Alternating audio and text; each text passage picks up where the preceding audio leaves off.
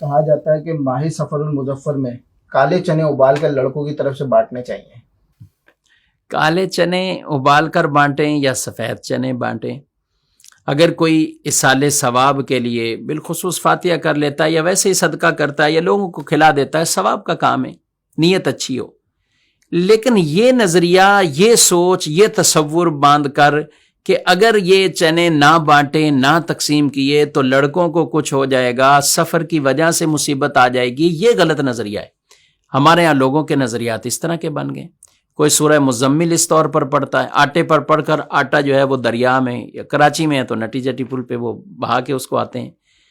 تو سورہ مزمل پڑھنے سے منع کون کرے گا؟ قرآن ہے، پڑھیے، لیکن یہ سوچ رکھ کر کہ اگر نہیں پڑھی تو یہ سفر کی وجہ سے مصیبت آ جائے گی، یہ غلط ہے۔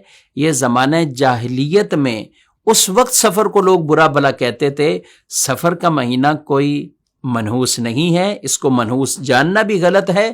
رسول اللہ صلی اللہ علیہ وآلہ وسلم نے لا سفرہ کہہ کر ان تمام توہمات، ان تمام خیالات، ان تمام باطل نظریات کا اپنے رد فرما دیا کہ سفر کوئی چیز نہیں ہے۔ یعنی اس کے بارے میں یہ سوچنا کہ بلائیں آئیں گی، اس کے بارے میں سوچنا مصیبتیں آئیں گی، یہ کچھ نہیں ہے۔ لہذا سفر کے بارے میں ایسا بالکل بھی گمان نہیں کرنا چاہیے، کیونکہ کسی بھی درست اور صحیح مستند حدیث سے یہ ثابت نہیں ہوتا کہ سفر کے اندر وہ بلائیں اترتی ہیں۔